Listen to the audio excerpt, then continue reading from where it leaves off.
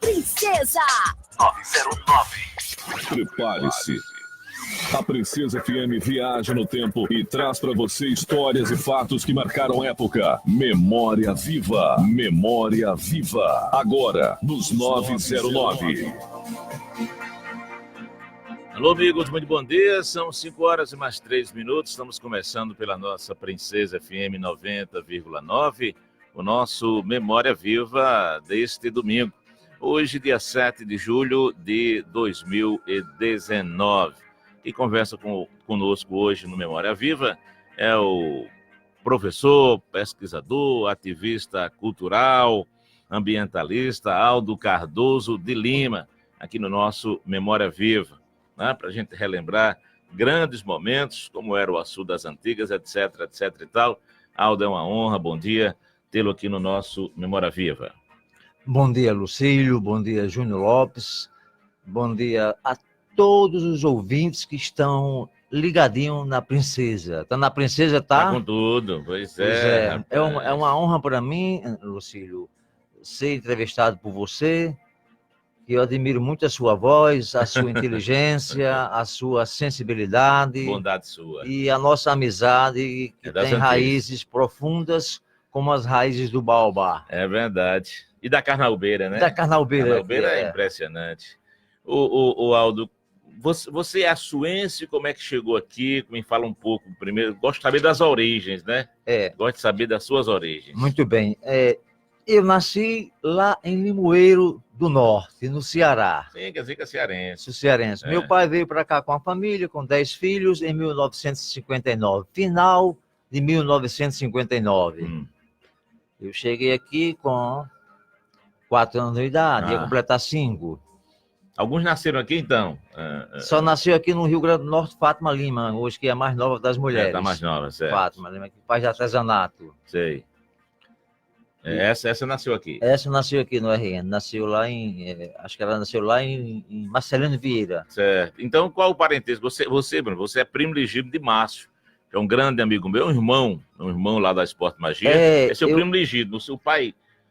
Qual é o parentesco? Não, eu descobri recentemente que eu sabia, ele é primo segundo meu. É primo segundo grau. A mãe dele era Dona Nenita. É gente quer dizer fina. Que não é em primeiro grau, segundo grau. É segundo grau, ele é aquele que tem aquela Esporte Magia. Esporte Magia. Como é que foi a tua infância aqui? Chegou inicialmente para morar onde? Como é que foi essa tua infância, adolescência? A minha infância... A minha infância foi na rua 16 de outubro, né? Ali nós, só na casa do doutor Ezequiel Epaminondas da Fonseca, que hoje é a gráfica de Uú, certo. Nós moramos ali 16 anos. Depois passamos ali ao lado da padaria de Jonas Carrilhos, depois foi de Pedro e Arthur. A gente passou, tinha a padaria, tinha a Casa Grande, vizinha a padaria, que era do Jonas Carrilho, e também tinha ao lado 2 casas, naquele tempo chamava de umas casinhas modernas à frente, né? Naquele tempo era as casas estilos funcionais, bem bonitinhas as casas. Eram trabalhadas, né? A gente foi para lá, fez uma ampliação da casa, foi descontado no aluguel, e a gente morou lá mais um tempo, uns 8 anos ou 9. Depois nós se mudamos para 11 de agosto. Lá vizinho a casa de Evânio, da Caixa Econômica, que fez teatro comigo, com Ivan Pinheiro, com Arleilza de Chico Veloso, com uma menina que morava lá no Boi Show, que foi para São Paulo, e Daílson Machado. Teatro, né? Nós fizemos teatro. A gente pegou o livro de Renato Caldas e passamos ele para o teatro, né? Trabalharam os ensaios na Liga? Os ensaios não, era lá no JK à noite. Sei. Sim, Valdeir também, aquele que... Daí, a gente chama de Daí, professor Daí. Valdeir, exatamente. Matemática, o pai dele tinha um negócio ali na rua João Pessoa, agora eu não lembro o nome do pai dele. Acho que era Valdeci. Valdeci, muito bem, obrigado. Uma fábrica pré-moldados. Fábrica de pré-moldados, esse era o grupo de teatro na época. Pingo de Arte, o nome do grupo. Pingo de Arte, quem deu esse nome foi Ivan Pinheiro, meu amigo Ivan Pinheiro. Eu lembro que eu fiz parte de um grupo de teatro. Sim. De João de Totó. De Totó, ele tinha o bloco Os Pombos, né? Mas ele tinha também um grupo de teatro que a gente ensaiava na Liga Operária Açuense. Fizemos... tem uma peça de autoria de João chamado A Mãe, né? Eu, Juvan... deixa eu ver, João Maria, não João Maria de Petroneiro, outro João Maria, irmão de Bambam, e, enfim, nós tivemos eu também já fiz trabalhei nisso. Agora, Lucílio, já que a gente está falando no teatro, como eu defendi daqui a minha tese, eu defendi o teatro em sala de aula, lá no IF de Panguaçu. Eu fiz uma especialização em jovens e adultos, né? E lá, na minha tese aqui, eu defendo o que é o teatro, né? Eu queria passar para as pessoas que estão ouvindo, né? Para os mais idosos ou alguns jovens que estejam na escuta, para mim, o que é o teatro. O teatro é uma das mais completas e eficientes modalidades de artes, pois é através dele que o ator, em potencial, criança, jovem e adulto, pode desenvolver competências e habilidades diversas por meio da leitura, interpretação, criação, interação verbal com a plateia, etc. Outro sim, é uma forma de instruir, formar e educar para a cidadania, na medida que possibilita a reflexão crítica sobre problemas sociais e estimula a atitude ética interpessoal e social. Além disso, o teatro propicia o surgimento de condições para o engajamento e a participação na vida em sociedade. Bom, e além do que, Aldo, o teatro é uma forma de arte muito próximo, né, de quem está assistindo, porque interage muito com plateia, é uma coisa muito interessante. Também, eu queria ler isso aqui bem rapidinho, que eu fiz uma poesia com o Diacir Medeiros. Sobre o teatro. O que diz? Eu fiz uma pesquisa profunda. O nome da poesia é Teatrada. Diacir Medeiros e Aldo Cardoso. Se ensinássemos nas escolas, seríamos outras as lições. Teríamos um país de glórias à frente de outras nações. Não formávamos analfabetos, gente sem analisar. Seríamos um povo esperto se cultivássemos o encenar. Até De Gaulle disse: quem sou eu para criticar? Brasil não é um país sério, entre aspas. Precisa-se reciclar. Tomemos a lição de Terpes, que foi na Grécia o mentor, com sua túnica e tosca máscara, o primeiríssimo introdutor. Com seus trejeitos, seus gritos, chamou do povo a atenção. Encantou com seu rito, transformou toda a nação. Passou o povo a cobrar posições dos governantes. Pela arte de ensinar, tornou-se a Grécia gigante. Continuaram outros vultos, surge de fato o teatro, de modos vários e outros cultos, absoluto e abstrato. Caminhando em seus jardins, Sócrates formou cidadãos. Todos se prendiam, enfim, às suas indagações. Em seus peripatos, Aristóteles maestriamente ensinava. Xenofonte, Platão, Aristóteles, de filosofar não cansavam. E todos a tudo aprendiam, a Grécia voava além. A democracia imperava, sem timidez de ninguém. Nossa educação precisa a arte grega imitar e inserir nas escolas a prática de encenar. Perde-se a timidez, o medo, a covardia, ganha-se altivez, firmeza, sabedoria, controle emocional para enfrentar desafios, um senso crítico global, um IDEB de grande brio. É a arte teatral nossa única solução para levar nosso astral e melhorar a educação. Vamos falar aqui, Aldo, e o Memória Viva tenta resgatar isso. Na tua infância, quais são as lembranças que você tem de prédio, de ruas, da própria cidade do Açu, dessa convivência nesses locais onde você morou? O povo gosta de lembrar dessas coisas. Um prédio bonito que tinha aqui, que ali na esquina dos prédios que tinham de hoje, até ontem Tom estava aqui no programa com a gente, ele lembrou, o seu Mororó, morava ali na esquina, onde era aquela loja... Exatamente, onde foi a loja de Aurinha. A loja de Aurinha, muito bem. Ali na esquina morava uma família, que era o Mororó, que Tons falou aqui, o irmão do Barril ontem, e lá tinha até um pé de algaroba, a casa era recuada.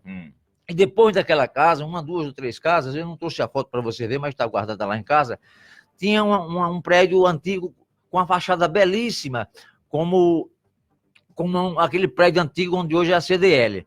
E aí, claro, né, veio o progresso o mestre, a pessoa que tem muita amizade, seu Tião, comprou aquilo ali e demoliu. Esse prédio lá funcionava uma igreja presbiteriana, mas antes da igreja presbiteriana tem na fachada que era, não sei o que, operária.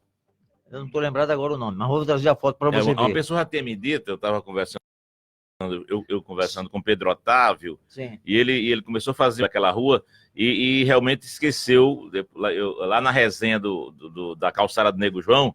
Aliás, Nego João, um abraço, está acompanhando a gente, acorda cedo também, depois que o Galo canta. Então, tanto o Lurinaldo, seu Mariano Tavares, e quem é que senta mais lá? Carlos Alfredo, Nonato Saleitão, lembraram que realmente naquela esquina foi seu Mororó. Foi, né? seu Mororó. Era um seu Mororó que tinha um comércio. Aí depois é que veio o prédio já mais moderno. Bom dia, deixa eu cumprimentar aqui. Primeiro o meu irlandês, Tulim. Lá o quê? Aqui 5h14, você põe mais horas, já 9h14 da manhã. Lá na Irlanda. Na Irlanda? José Um abraço para Wilton Barbosa. O Adalil trouxe um sobrinho que mora em São Paulo há 12 anos, que o menino nasceu lá, não via, aí veio aqui para conhecer os avós. Seu Geraldo Bagal tá feliz da vida. O Tiago Galvão, tirando leite na escuta do programa. Minha amiga Marli Dias, mandando um bom dia para todos nós. Tá? E a Adelaide Alice, está em Natal, acompanhando aqui o nosso Memória Viva pela nossa Princesa FM 90,9. Essa questão você hoje faz parte do grupo Lagoa Viva, né, um fundador, mas essa sua movimentação ambientalista vem de mais tempo. De quando, Aldo, começou esse seu interesse? Olha, me chamaram em 77, eu fiz a primeira caminhada ecológica em Açu, me chamaram de louco, porque Pedro Cício, trabalhava com Pedro Cício de Oliveira, e ele tinha um cliente que ele era evangélico, não vou citar o nome dele aqui, ele tinha um comércio ali naqueles prédios de Tião, que vendia alumínio, vendia várias coisas. Ele era evangélico, não vou citar o nome para não dar problema. E quando eu fui lá pedir dinheiro para comprar cartolina, para fazer uns cartazes, para sair com o pessoal do Buraco d'Água, que hoje é Vertentes, aí ele me chamou de louco. Ele disse: vou denunciar você, Pedro. Isso é coisa para o governo. Vou denunciar você, Pedro, isso para você perder o emprego. Ele disse mesmo assim para mim. Eu disse: não, tudo bem, senhor Francisco, tudo bem. Pode ir falar com o Pedro Cício que eu arranjo outro emprego. Se eu sair de lá. Então você. Em 77 eu fiz a primeira caminhada ecológica do Açu. Tenho registrado as fotos. Essa ideia era o quê? Da caminhada? A caminhada era para o seguinte: a história do Buraco d'Água eu sei todinha de cor. Que eram 2, 3 famílias. Era o seu Ambrósio que fazia aquelas panelas de barro e potes. Panela, jarros, potes, etc. Tudo. Então eu conheci o Buraco d'Água quando era Buraco d'Água. Eu, a Maurício e o João Cosmes, a gente recuperamos aquela capela 2 vezes, porque lá era um motel... Fala a Mauri de Aguinaldo Gugel. A Mauri de Aguinaldo Gugel, que hoje é aposentado pelo Ibama, está morando com os índios, lá na divisa com o RN, com a Paraíba. Ele hoje é até pajé. A Mauri? A Mauri é pajé hoje, foi batizado. Que coisa boa. Ele aposentou-se pelo Ibama. Sim, aí lá no Buraco d'Água a gente tinha um trabalho muito sério. Eu cheguei a contratar o cantador de viola Antônio Lisboa, que ele está hoje em João Pessoa. Quem me disse foi aquele que canta aqui todo sábado. Joaci Zacarias.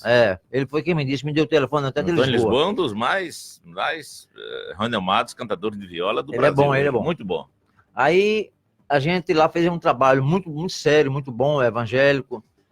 Pregava a palavra de Deus e reconstruímos aquela capela, ajudamos a reconstruir, porque lá era o Motel Calango. Né? Ali no bairro Vertente. Sim, hoje é uma igreja que já houve umas 3 ampliações. É verdade. Porque ela vai de uma rua a outra. O muro dela é bem grande. Eu lembro não sei qual foi o ano, mas teve um encontro de jovens que foi naquela capela. Ainda se almoçou lá, fizemos um trabalho muito legal, muito interessante. E essa foto que eu lhe mostrei aqui é do grupo de jovens lá daquela época. Aqui tem o irmão de João Souto, que ele dirigiu uma compra. E hoje continua fazendo um trabalho lá, né? Continua trabalhando a igreja de lá hoje é muito organizada, muito bem organizada. Muito eu quero cuidado. parabenizar aquela senhora que é viúva do Presidente André. Como é o nome dela? Dona Rejane. Dona Rejane. Eu quero parabenizá-la, a ela e a toda a equipe que cuida muito bem daquela igreja. Um trabalho muito bem feito. E Padre Candé, antes de ontem, me disse que eu fui lá visitar ele, levei lá umas pamonhas para ele. Certo. Aí ele disse que ia voltar a celebrar. Ele é doido para celebrar. Ele disse que ia voltar a celebrar. Ele me disse antes de ontem. No dia que ele celebrou o aniversário de ordenação sacerdotal, foi na casa dele, pela manhã nós transmitimos, ele passou a celebração toda de pé. Rapaz, não sentou. E eu não fui porque eu não me avisaram, mas eu fui lá no outro dia parabenizar ele. Muito Agora, aquela primeira missa que houve no São João, na casa dele, primeiro em Dona Tila, depois foi na casa dele, eu fui, tem umas fotos, tem tudo. É muito interessante. Eu aproveitei, inclusive, as suas fotos. São 5 horas mais 19 minutos.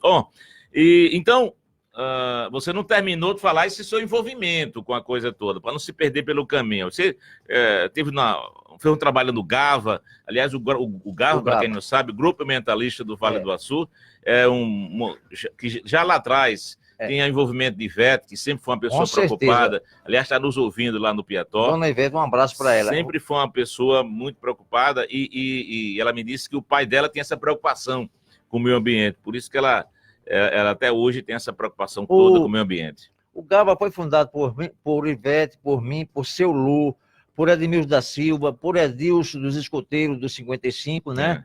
E outras pessoas. Ivan Pinheiro, parece-me que estava também nessa reunião lá no GAVA. E estava chegando aqui naquela época, depois do GAVA, chegou aqui, parece que o Davi Americano. Ele disse, aí Seu Lu me achou muito entusiasmado, olhou para mim e disse, você tenha cuidado, porque você vai ter muitas dificuldades na frente, porque vai vir empresas grandes para cá e não é fácil lutar contra eles. Eu disse, não, mas vamos lutar, vamos denunciar. Ele deve ter dito. Seu Lu me alertou. Ora mais, você, meu filho, deve ter cuidado. Porque tinha muito cuidado. Ele era meu cliente do Casagrande, todo dia bebia cervejinha lá. Você sempre tem um episódio de Mestre Lô, do mestre João Marcolino de Vasconcelos, que Lô não bebia.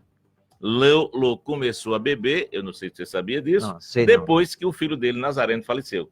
Nazareno faleceu. Nazareno sofreu um acidente numa lambreta, né? Sei. E aí foi fazer uma correção, ele acabou tendo um choque anafilático, porque não fizeram aquele teste, o pré-operatório, igual que morreu, como é que chama?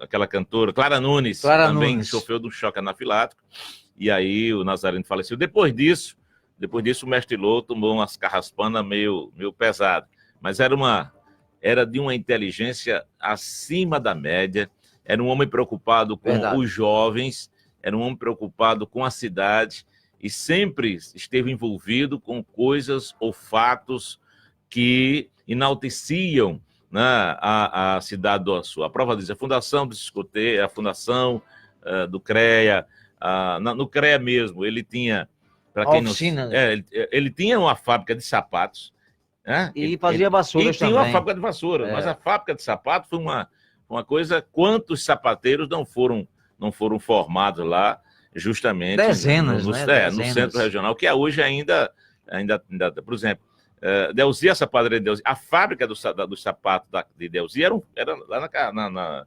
justamente no CREA, no Centro Regional de Escoteiro do Açu. Então, a referência aqui a essa inteligência que foi João Marcolino de Vasconcelos, o doutor Lô, que, aliás, era muito amigo do poeta Renato Caldas, que tem uma história muito interessante. Renato Caldas é o Açu puro. Quando você fala em Renato, automaticamente você fala em Açu. Aliás, Silvio Caldas, cantor renomado Silvio Caldas, em um dos seus discos, ele faz uma referência a Renato Caldas. Eu sou, na música, ele tem uma hora que ele fala, diz que nós temos um parente lá pelo Rio Grande do Norte, é poeta, aquela coisa. O saudoso Silvio Caldas. E aí, Aldo, essa movimentação, você falava da fundação, e como é que era fazer isso antigamente, essa movimentação? Porque foi um período, você tem muito que ter cuidado, porque foi o período chamado da Cortina de Ferro, né? De 62, de 62 até final dos anos 70.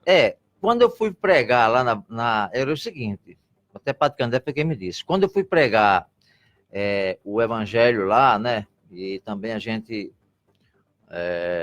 usamos um pouco da ideologia do PT, né, eu fui comprar uma lâmpada a gás lá em Seu Nilo. E Padre Candé me alertou, cuidado que ele é o olho do SNI, Serviço Nacional de Informação. Aí quando eu fui comprar lá a lâmpada a gás, daquelas pequenas, aqueles botijões de gás pequeno, ele olhou para mim assim e disse, você quer essa lâmpada para quê? Aí eu disse, não, eu vim comprar para mim usar. Né? Não ia dizer que ia lá para o buraco d'água, né? Eu vim comprar para mim usar. Se o senhor quiser vender, o senhor vende. Se não quiser, eu vou a Mossoró, e Mossoró eu compro. Aí ele abriu as pernas e vendeu. Né?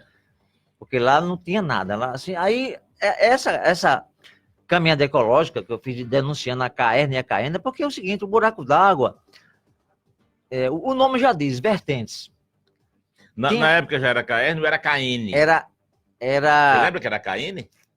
Você lembra disso? Não. Lembro, CAEN, no posto da CAEN, quando eu ia com meus alunos de educação física para o Rio. Era. Posto artesiano lá no Rio. Eu passava ali no e o direto. escritório era onde foi o escritório há muito tempo de seu Zé Leitão. Zé Leitão, ali perto de Diógenes. E hoje ali, acho que tá americana por aquela placa. Ali, era vizinho a Diógenes. Que o prédio era de Tião Diógenes, o prédio da CAEN. Era verdade. Vizinho ao prédio do Depois seu Zé muito tempo trabalhou lá. A CAEN. E aí eu denunciava a falta de água para eles, que eles iam buscar água no rio, lavar roupa no rio, né? Tendo água vertendo lá, e a chefes, a subestação, passa ali, é vizinho. Aí o que era o prefeito daquelas épocas, botar energia ali no bairro, e cavar o poço e botar água para eles. Né? É falta de quê? De visão, falta de sensibilidade, falta de humanidade, essa foi a primeira caminhada. E depois, quais foram as outras ações do grupo, né? Dessa parte ambiental que você tocou? As outras foram em defesa da Lagoa do Piató, que eu estou aqui com as fotos para você ver, né? Não, isso aqui já é coisa nova, né? Lagoa Viva, né? Não. Mas lá atrás... Mas lá atrás, não foi só isso. Lá atrás foi a sociedade, né? É. Que tem essa foto aí ao lado do posto de Ricardo Albano, né? Deu muita gente, participou os colégios, né, da cidade, alunos, representantes das escolas, foi uma caminhada grande. Agora, a caminhada maior que nós fizemos foi a caminhada em 2000, em defesa da Floresta Nacional do Açu, né? Sim, da Flona. Da Flona. Sei. Porque ali, tá aqui a carta que a gente fez, tá aqui, ó. Igual eu lembro que você está falando perto do microfone, na hora que você fala distante, aí ninguém escuta você, só para o senhor saber. Pois é, tá aqui. Excelentíssimo senhor ministro do Meio Ambiente, senhor José Sarney Filho. O processo de reforma administrativa do IBAMA... Qual a data da carta? A data, dia 28 de março de 2000. Certo? Obrigado. Aí o processo de reforma administrativa do IBAMA extinguiu em Açu uma unidade, provocando uma preocupação quanto ao papel do governo federal em fechar um espaço natural dos mais significativos da região do Vale do Açu, com a estação florestal de experimentação em área periférica da cidade, Polo do Vale do Açu, no estado do Rio Grande do Norte. O espaço da reserva detém importância ecológica para a fauna e a flora da Lagoa do Piató, por se localizar no seu entorno, como também se constitui uma área riquíssima para a educação ambiental de crianças e jovens e campo de pesquisa para as diversas escolas e universidades da região, Açu-Mossoró. Se a gente for ler os documentos que você tem aí, a gente vai embora e o programa se acaba, a gente não fala das antigas. Então, porque o objetivo aqui, eu não sei se você pegou o fio da meada, é a gente contar, é a gente lembrar das coisas antigas do Açu. Aí me diga só qual foi a resposta do ministro para você. Conseguiram êxito mandando essa carta? Conseguiram? O que é que ele disse depois?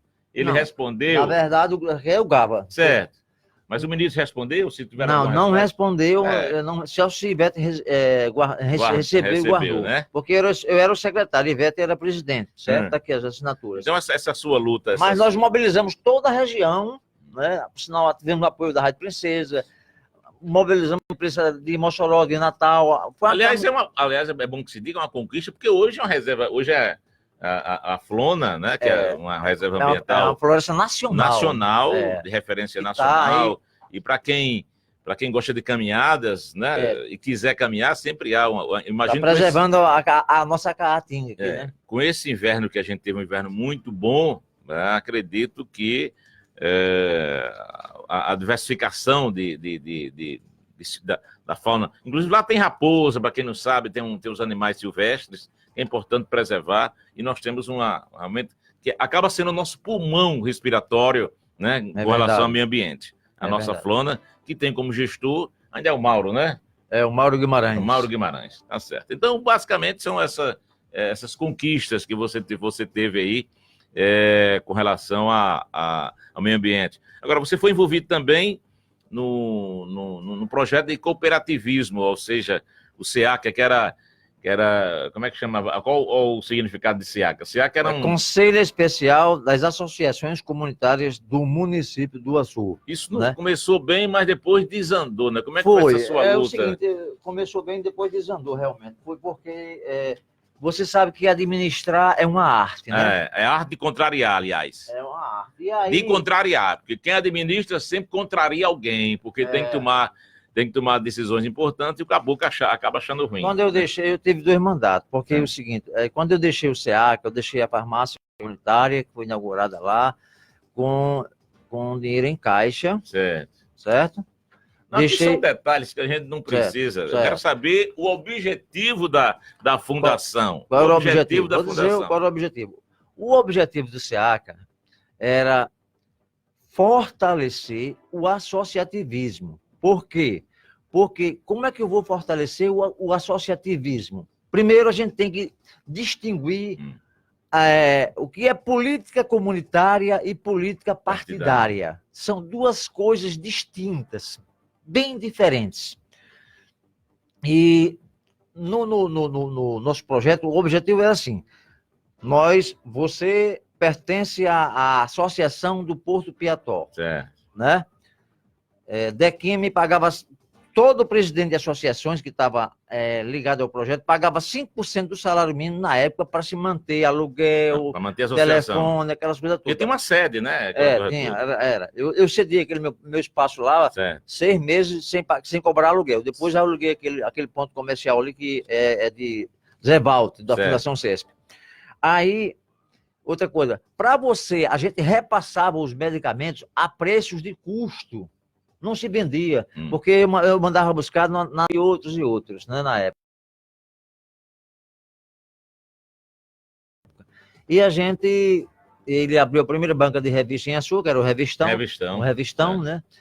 E lá as reuniões aconteciam lá. E ele trabalhava no estadual, né? E ele fazia um jornalzinho meio crítico, mesmo pesado. Era, verdade. E distribuía de madrugada. E ele fazia. Isso incomodava o povo pra caramba. Ele mexia, ele batia forte, né? Ele batia forte. Era ele e outro companheiro que fazia, né? E aí eles distribuíam. Não lembro agora o nome do panfleto, agora fugiu. Mas era uma coisa meio séria, muito pesada, mas com as mensagens bem evoluídas, né? E para esclarecer a população, né? Da política velha. Era aquele movimento que a gente chamava, aquele de você jovem, ele batia na ferida, né, da questão revolucionária, aquela coisa toda, e ele tinha um tom crítico, mas a picardia da coisa estava justamente ele distribuir isso na madrugada, quem colocou, que ninguém sabia, enfim, era uma onda muito interessante, né? E aí, essa relação, aí vocês enveredaram por esse bar, a questão de um bar, né? Porque, na verdade, o Revistão estava dando, assim, não era prejuízo, porque a classe média rica do Açu gosta muito de comprar e gosta de não pagar, naquela época, né? Dava um trabalho danado. Aí eu disse para ele, mas é o seguinte... Não dá mais certo, não. Se você... Vamos mudar de ramo, porque não dá mais certo, não. Aí como é que surgiu a questão da música? Da música. Aí a gente, com amizade com o Nelsinho, né?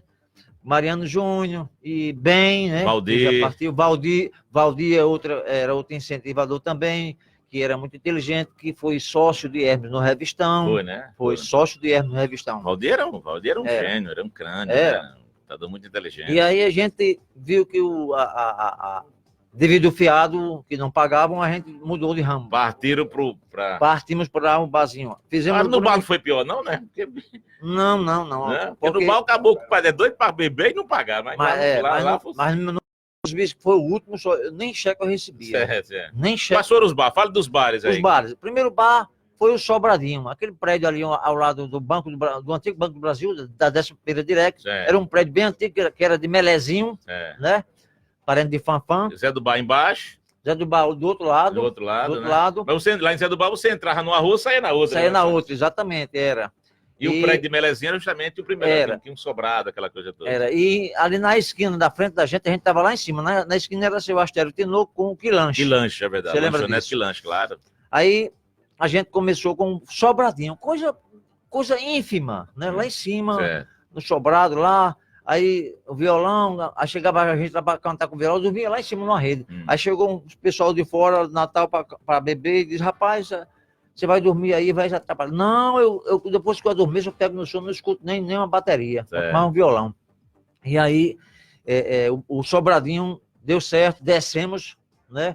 Fomos para a calçada. Fizemos uma nova cultura, entre aspas, das cadeiras nas calçadas. Chegando o povo da Andrade Gutierrez para construir a barragem, aí foi um estouro, o Esquininha Bar. Do Esquininha Bar, a gente depois da barragem construída, a gente foi para o Casa Grande, que era um espetáculo, era um show lá, né? Casa Grande é onde é hoje a Insinuantes. E lá, né? Rapaz, era interessante. Que era um prédio já adquirido, já era Tião Diógenes, né? Já era do seu Tião Diógenes. Lá... E é onde morou aquela casa ali, é justamente onde, se não me falha a memória, onde morou o pai de Tarcísio de Salitão, entendeu? Das antigas. Parece que é. Parece não era. Aí lá foi um espetáculo. Porque lá era o seguinte, Lucília, acontecia uma coisa lá, até um senhor que era o chefe lá da Termisa, lá em Areia Branca, no mar, ele até me convidou para lá, eu não fui. Ele fez uma poesia, ele é um senhor idoso, um grande observador. Ele observou que depois da missa, até 9h30, até 9 horas, 9h30, saía aquela juventude e iam para casa. Então, obedecia os pais, né?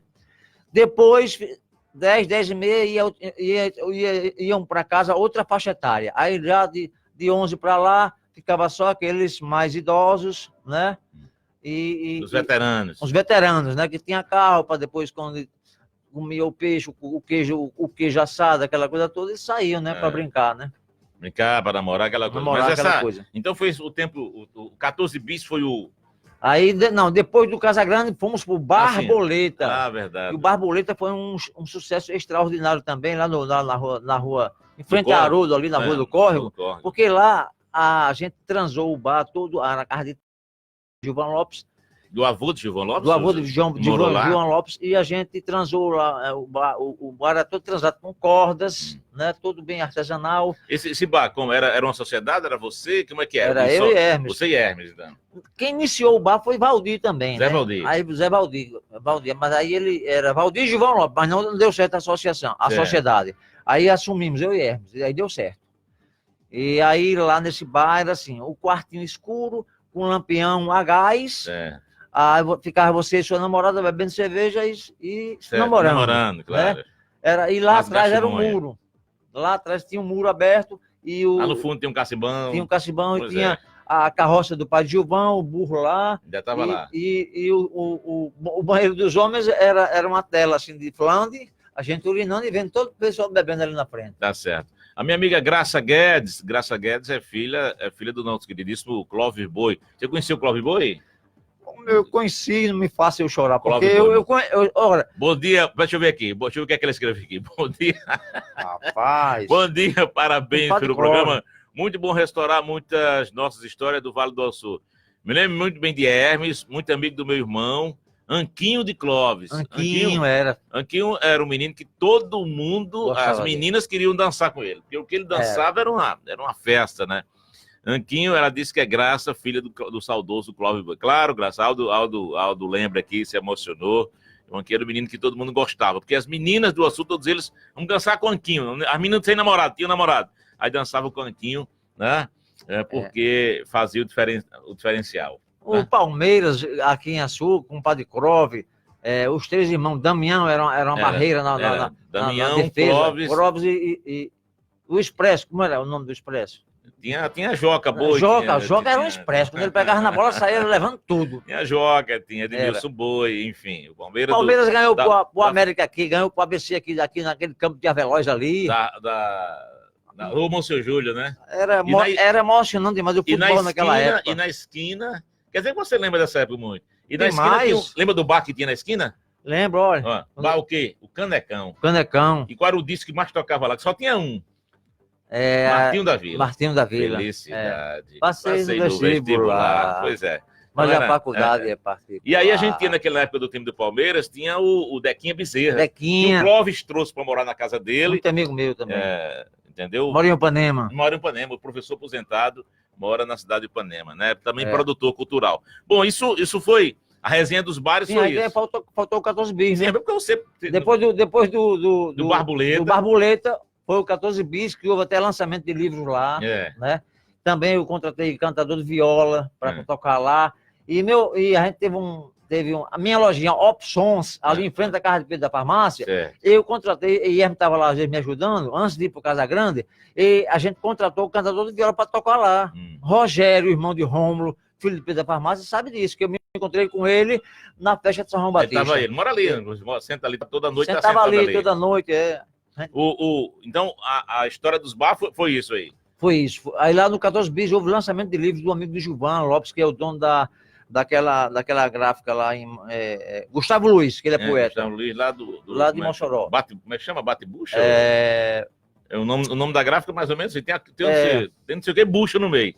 Queima-bucha, obrigado. Queima-bucha. O Magno conhece tudo aqui. Tem memória boa. Tem muito boa memória. Ele foi meu aluno, esse rapaz. Magno Max? Foi. Fala como é que você entrou no estado? Foi trem da alegria ou foi concurso? Não foi trem da alegria. Na verdade... Eu estou perguntando. Eu vou dizer a verdade. Como é que foi? Eu entrei assim. Eu entrei indicado... Tive ajuda, foi. Sim. Não havia concurso em 1978. Nós inauguramos a primeira escola lá em Itajá, a Escola Manuel Pessoa, lá em Itajá, em 78. O prefeito lá em Panguaçu era doutor Edinho. Aí entrei no estado, indicado, não sei se foi João Faustino, foi uma pessoa, não tinha concurso. Aí me chamaram, aí eu fui. Aí eu fui lecionar matemática lá, e no segundo grau, o Edinho me pegou pela palavra, eu ensinei lá em Panguaçu à noite, eu fazia economia aqui na UERN, eu ensinei matemática financeira e desenho geométrico. O pai de Marcelo Alberto foi meu aluno lá em Panguaçu. No segundo grau. O primeiro grau foi no Itajá, em 78. Faz 40 anos. O pai de Marcelo Alberto, Marcos Alberto. O seu Luiz Alberto. Seu Luiz Alberto foi meu aluno. Muito bem. A Graça está agradecendo, Aldo, a atenção pela família Boi, viu? Ela está agradecendo. Agora, me emociono em falar naquela família. Você também, essa para mim é nova, você jogou, era jogador de futsal? Nós éramos campeões do Açu. Né? Agora a gente perdeu para o CREA. Naquela época... O CREA tinha um timácio, né? O CREA tinha, mas acontece que Tasso escreveu o porquê que a gente perdeu para o CREA. Aí a gente arrodeava, ia caminhando, chegava lá, enfrentar sempre, era uma paquera minha que morava lá, trabalhando no educandário. Tá bom. E aí de lá para cá a gente vinha arrodeando, aí chegava lá na casa de senhor Gilberto. E aqui tem um bocado de menina também. Bonitas, aí os paqueras lá. Era eu, Cléper de Zé de João, Deus Lene, irmão de Deus Neide, era Hamilton de Gale, né? É verdade, né? Eu quarteto fazia serenata por amor mesmo, sem beber nada. Deus Lene de saudosa memória. Deus Lene, o pai de Leila e Lenardi, eu disse a eles, desses meninos, que eu tenho assim, tem favor que a gente nunca paga. Deus Lene, episódio com o meu garoto do meio, e num sábado à tarde, precisando de fazer um exame, laboratórios todos fechados, e Deus Lene já na sua folga, né, brincando ali no centro comercial, saiu, foi fazer o exame, e a partir deste exame foi que o doutor Roberto disse o seguinte: olha, você tem fé em Deus e que seu filho vai ficar curado, e graças a Deus você tem uma infecção intestinal e ficou bom. Então, é uma memória que é um favor que a gente não paga nunca, que Deus, eu falei isso para os filhos dele, né? Muito bem, isso, então era o Quarteto da Boemia. Era o Quarteto da Boemia. Cada um tinha uma... Namorava ou tinha vontade de namorar com uma das meninas, era. aí ia fazer. Ia fazer. Essa... E tinha delas que abria a janela e dava pra gente Fanta com bolacha ou era um bolinho de ovos. Tinha umas delas. Antigamente a gente... O açúcar era muito bom. Antigamente a gente foi criado com muitas dificuldades. Não sei se acontecia com você. Acontecia. A gente achava bom quando adoecia, porque sabia que tinha aqui Guaraná com bolacha de crack, né? Verdade. Não é verdade? Era. Porque você adoecia aí, não podia, a alimentação era regada, aquela coisa toda. Lá ia a mãe ou o pai fazia um esforço danado para comprar um Guaranazinho e para tomar não sei quantas vezes, era o dia todo, não era para tomar talvez não. E bolacha creme crack. Meu Deus do céu, vou dizer uma coisa, como as coisas mudaram, né? Verdade. Bom, nós estamos a 8 minutos do... Quais são as suas lembranças de infância? E a gente não falou do bar, falando um pouco do bar, mas você nessa história do bar, você acabou promovendo os encontros musicais, né? Como é que foram esses encontros musicais? Quem é que você juntava? Como é que foi a ideia? Valdir era amigo da gente, foi sócio de Hermes, a gente fez o primeiro show no Cine Teatro Pedro Amorim em 1980. Valdir trouxe de Mossoró Aécio Cândido e Noura, que foi vice-reitor com o doutor Milton Marcos, dois mandatos na UERN. Aécio Cândido, que ele veio de Cuité, na Paraíba, em 75. Muito bom, rapaz eu participei com ele, muito inteligente. Participei com ele lá em Mossoró de várias semanas culturais do Nordeste. Vinha gente de Alagoas, da Paraíba, de Pernambuco, do Ceará. Era primeira semana cultural do Nordeste. Mas vamos voltar para cá, para os encontros musicais. Sim, aí o primeiro show foi em 82. O nome do show era Convivência. Tá aqui as fotos. Esse Moisés era filho do subgerente do Banco do Brasil do Sul. Toca como ninguém. Moisés, Nelsinho, Aécio Cândido, Noura e Valdir. Aí o outro show foi em 85. Esse foi maior do que esse. Foi o outro show. Segundo, Convivência. Lotou também o Cine Teatro Pedro Amorim, que até Itanildo participou, Itanildo lá de Angico, com o seu regional. O regional, é verdade. Seu regionalzinho. Itanildo fez economia comigo na UERN. Agora, o que é que você lembra? Você Peraí, aí esse show chamava-se Outras Cabeças e Bocas. Olha o título, Outras Cabeças e Bocas. Gente que pensava. O objetivo era gente que pensava. Você conviveu, Aldo, teve contato com Miltança, né? Lembra de Miltança, Silena? Miltança tocou no Casa Grande, ele e Nelsinho. Agora a foto que eu tenho de Miltança eu não trouxe para você ver, mas vou trazer depois. Só que essa foto eu bati para mostrar ao público. Bati de costa. Ele e Nelsinho estão de costa. Miltança com aquele chapéuzinho dele e Nelsinho lá. Mas eu tenho guardado isso lá em casa. Miltança era um autodidata, né? Mas era um gênio. Ele era um gênio. Miltança tocava qualquer instrumento que você pensasse, né? Grande Miltança, né? Eternas saudades de Miltança, né?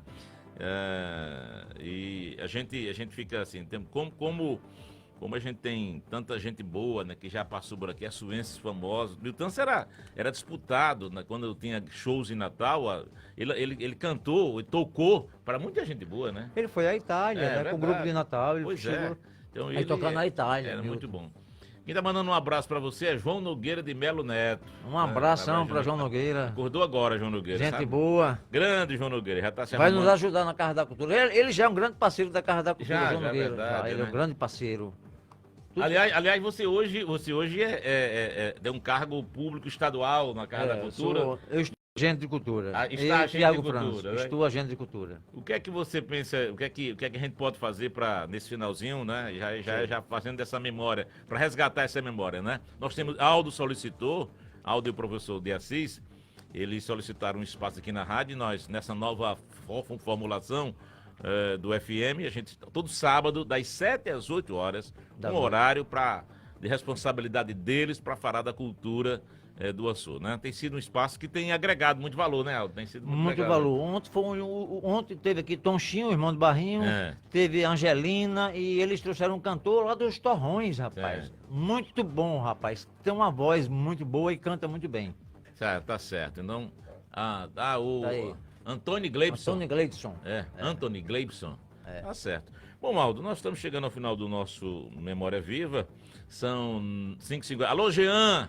Jean, estão pedindo que eu traga você de volta para contar alguns outros causos aqui, né? Porque você foi Impressionante. Grande Jean do Gato, né? Ele Fez, bola, né? fez todo mundo sorrir, mas o Jean principalmente fez todo mundo sorrir. Pois é, Aldo, agradecendo a sua participação, dizer que é importante a gente ter figuras como você para resgatar a nossa história, para falar da nossa história, que essa geração nova que não esqueça, né, do que foi feito ao longo desse tempo, né? Tem algumas pessoas que... E as dificuldades eram bem maiores. Hoje, com o advento das redes sociais... Hoje, com o advento das redes sociais, fica bem mais fácil, né? Você hoje é aposentado, né, Aldo? Não, eu dei entrada na minha aposentadoria. Eu espero que saia daqui para o final do ano. E como é que você vê hoje, né? Você muitos anos ensinou educação física no Zé Corrêa, finalmente essa restauração. Qual o seu sentimento com relação a essa restauração? Um ginásio coberto, novas salas de aula. Qual o teu sentimento com relação ao Zé Corrêa? Olha, eu fico muito feliz porque o Wilma de Zé de Ordem sabe disso. Naquela época que eu ensinava, quando eu comecei, saí de Itajá, vim ensinar no Zé Corrêa. O Wilma ou Wilza? Wilma. É o Wilma? Porque antigamente se ensinava educação física separado. Mulheres era uma mulher, era o Wilma de Zé de Ordem. E os homens era Aldo Cardoso. E eu fui o primeiro professor, através de ofício,